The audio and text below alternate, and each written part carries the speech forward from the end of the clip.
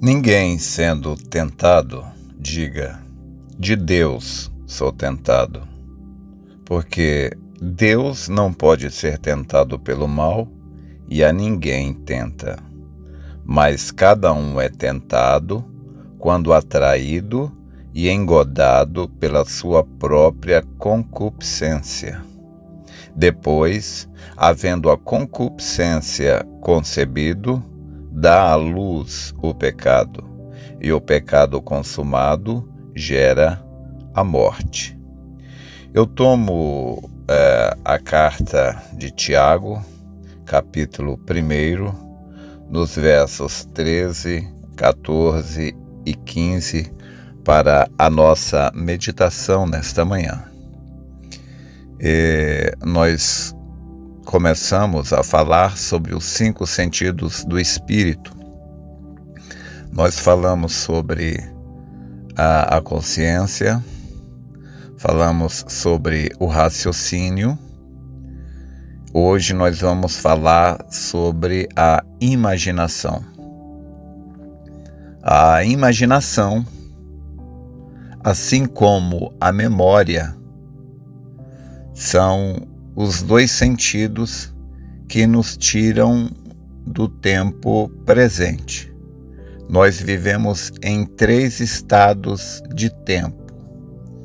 Sabemos que existem 4 estados de tempo: o passado, o presente e o futuro. Estes são os únicos 3 estados de tempo que a gente consegue tocar. Existe o 4º, mas a gente não consegue conceber, tocar nele, porque este corpo, esta consciência, estes sentidos do espírito não conseguem conceber a eternidade. Então, através da memória, a gente viaja para o passado, através da imaginação, a gente viaja para o futuro, e através da consciência a gente se estabelece no presente. Hoje nós vamos falar sobre o sentido da imaginação. Bem, a imaginação é uma prévia. Deus nos deu este sentido do espírito, a imaginação, para que a gente faça uma prévia, uma previsão acerca daquilo que vamos experimentar no futuro. Então, para que você não precise ir lá e depois perceber que aquilo não é bom e então depois se arrepender. Então, através da imaginação, você dá um salto até o futuro, experimenta aquilo e chega a uma conclusão, se aquilo vai ser bom ou não.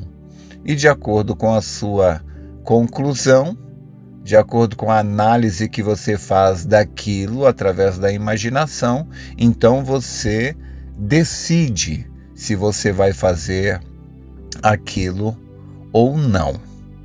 Se aquilo for agradável aos sentidos do corpo, do espírito, se aquilo vai te trazer alegria, algum tipo de prazer, satisfação, então esta imaginação, ela altera o nosso metabolismo, o nosso estado físico presente, para nos impulsionar para lutar por aquilo. Então, o apóstolo São Paulo, ele não detalhou isto, talvez ele não detalhasse, talvez ele nunca tenha estudado a mente humana, como que Deus nos fez, mas ele, obviamente dirigido pelo Espírito, na sua carta aos Colossenses, capítulo 3, verso 2, Paulo disse: pensai nas coisas que são de cima. Por quê? Porque quando você pensa no céu, claro, você está usando a sua imaginação. Quando você pensa na recompensa que nos espera, nos aguarda do outro lado. É o que Paulo disse: aquilo que o olho não viu, o ouvido não ouviu, não subiu ao coração do homem, são as coisas que Deus preparou para aqueles que o amam. O profeta também foi lá na sexta dimensão, ele disse: perfeição não chega nem perto, soberbo, sublime, maravilhoso. Ele disse: não existe palavras no dicionário que possam descrever o que é aquilo. Está além do que a mente humana possa imaginar. Como também ele foi na quinta dimensão e ele disse: a mente humana não pode imaginar o inferno sendo tão ruim. É muito mais do que a mente humana possa imaginar.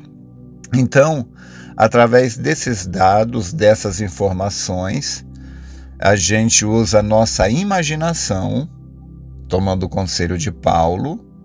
A gente pensa nas coisas que são de cima, nas coisas espirituais, para nos estimular a ir lá. A forma como isso estimula para que você tenha um pouco mais de noção de como isso funciona, isto em nós. Quando você imagina algo que vai te trazer um prazer, uma felicidade, como é o céu, o paraíso, a vida eterna. Então, ou mesmo quando você imagina algo prazeroso aqui na terra, algo que seja bom, que vai te fazer bem, vai te trazer alegria, felicidade. Então Deus programou o nosso corpo assim. Então você sofre uma descarga na sua corrente sanguínea de dopamina, que é o que te dá um prazer antecipado, como uma prévia do que você vai experimentar quando chegar lá. Uma descarga também de adrenalina, que então aumenta a sua frequência cardíaca, seu coração bombeia mais rápido, joga sangue para os músculos, te capacitando para lutar por aquilo. Então, existe uma sequência de coisas. É exatamente como Tiago nos descreve na escritura que acabamos de ler. O nosso espírito, ele primeiro ele concebe a ideia, ele visualiza, ele imagina, e então ele concebe aquilo, e então ele decide se vai ou não. E só depois que ele decidiu ir é que a recompensa ou a punição virá. Mas então Deus nos projetou dessa maneira, para que a gente primeiro visualize, vislumbre o que vai ser, para que a gente tenha uma ideia, para que então, através também da prudência, que é um tipo de inteligência, um tipo de sabedoria, a gente então analise tudo e através da prudência a gente decida se a gente vai fazer ou não. De modo que o ser humano, quando ele decide fazer algo, ele é totalmente responsável pelos seus atos. Por isso, ninguém vai poder alegar inocência diante de Deus, porque nós temos todo esse processo. Então, Satanás, ele sabendo disto, conhecendo a estrutura humana, ele então nos apresenta propostas que venham de encontro à nossa concupiscência dos olhos, concupiscência da carne e a soberba da vida. Ele usa o sentido da imaginação. Foi o que ele fez com Jesus lá no deserto.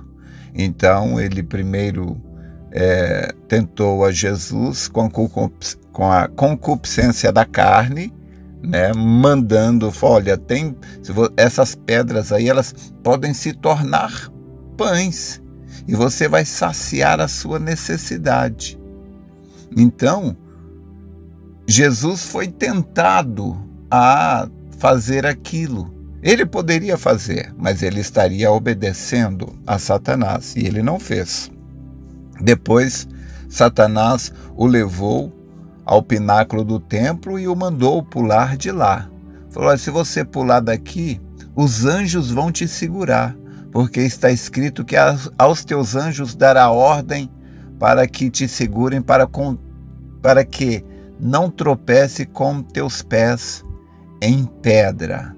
Então, Jesus poderia desfrutar desse luxo, desse poder, desse privilégio como filho de Deus, mas ele também resistiu. E Satanás, por fim, o induziu à soberba da vida. Mostrou todos os reinos do mundo e disse que tudo isso seria dele, se ele simplesmente o adorasse. Você vê como Satanás usou a imaginação de Jesus? Ele tentou, usar a imaginação de Jesus. Olha, tudo isso vai ser teu. Já imaginou o que você vai poder desfrutar tendo tudo isso? Mas Jesus Cristo estava com os seus olhos olhando para outra coisa, não que Satanás mostrava, mas para aquilo que Deus lhe mostrava. Ele sabia que ele ia herdar todo o reino, mas não um reino satânico. Ele sabia que ele vai herdar um reino, ele vai se assentar, ele vai ser o filho de Davi, se assentará no trono de Davi no milênio, e então será um reino milenial, maravilhoso. Então ele não deixou que o diabo usasse a sua imaginação para que ele pudesse saciar a concupiscência da carne, concupiscência dos olhos e a soberba da vida. E do mesmo modo que o diabo tentou manipular a imaginação de Jesus, ele tenta manipular a minha imaginação, a sua, esse sentido do Espírito tão poderoso que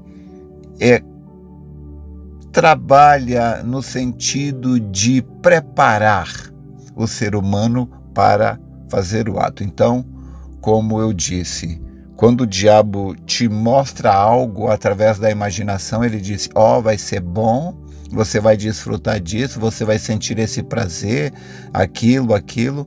Então, a própria imaginação, como ela trabalha no cérebro, todos os 5 sentidos do espírito, eles trabalham e manipulam o cérebro. Você sofre uma descarga tremenda de dopamina, que é o que te dá aquela vontade de saciar, aquele desejo. Também uma descarga de adrenalina, que é o que te dispara o seu coração, aumenta a sua frequência cardíaca, que é para você entrar em ação e fazer. Mas você pode muito bem anular tudo isto, mesmo usando a própria imaginação. Como a Escritura diz: se eu atentar para a iniquidade do meu coração, Deus não me ouvirá. Então, se eu ceder a essas vontades, se eu ceder a essa oferta de Satanás, eu vou perder tudo aquilo que Deus me oferece. Eu tenho uma eternidade de gozo, uma eternidade de felicidade. Eu não terei 5 minutos de prazer.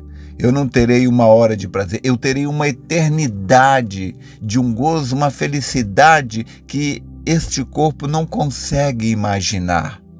Eu não vou ceder a essa oferta de Satanás. Eu não vou deixar que ele manipule a minha imaginação. Então, se o diabo te põe um pensamento errado, você troca o pensamento errado por um pensamento certo. Quando o diabo te oferece algo para você desfrutar, lembre-se do que Deus oferece para você. O nosso tempo acabou. Mas eu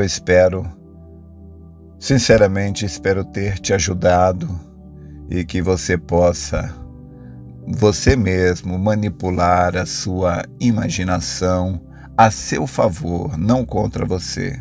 O diabo quer usar a sua imaginação contra você mesmo, para te induzir ao pecado, te induzir ao erro. Mas tome o conselho de Paulo em Colossenses capítulo 3, verso 2. Pensai nas coisas que são de cima, e então você estará muito mais preparado para vencer. Deus te abençoe.